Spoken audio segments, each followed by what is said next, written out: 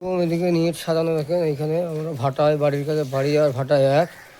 তো আর যারা নতুন লেবার ভালো করে মানে পুরাতন লোক নিজের কাজে ছাড়া কাজে যাবেন না। আমরা পুরাতন লোক, তাই কাজ সম্বন্ধে বুঝাইতে মাথা খারাপ হয়ে গেলো। তার মানে 1985 সালের হয়তো টপ ভাটা হয়েছে। তা সেই ভাটাতে বিভিন্ন রকম আপনারা জানেন ক্যাটাগরি কাদা বয়েছে। এখন জিসিপিতে কাদা করে। তা আমার নতুন জিসিপিতে ড্রাইভার হয়েছি। হওয়ার পরেও মানে আমার থেকে মনে করে জোপেই জুলাইবে না। হ্যাঁ, মানে জোপেই জুলাই বিনটি মনে করে এদের বাড়ি নয় ঘর নয়, এরা কাজ করে। আর ওরা ওই বাঁধের ধারে হয়তো থাকে, এদের ঘর বাড়ি কিছু নয়।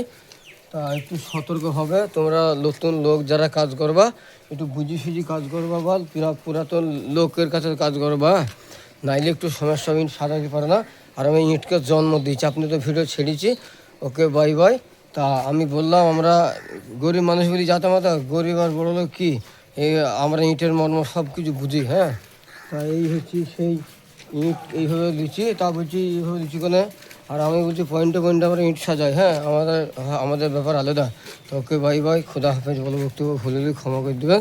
তাই একটু আপনারা সতর্ক হবে। নতুন লোকের কাছে যারা কাজ করবেন তারা একটু বুঝে চলবেন, নাইলে আমাদের পৃথিবীতে জিসিবি ড্রাইভার মহৎ হয়েছে। আন্দোলবাড়ি গ্রাম পঞ্চায়েতে মনে হয় 200-250 ড্রাইভার হয়েছে। তা সবাই লেবার খাটছি, কাজ কোনদিন ছোটো হয় না, কাজ বড়। তা নতুন লোক পেলি জুলাই বোনায়।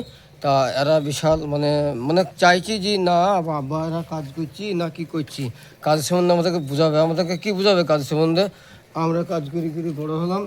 8-9 বছর বয়স থেকে টপ ভাড়া ইট বই, ইটের মরমে ইটকে খেলার জন্ম দিলাম।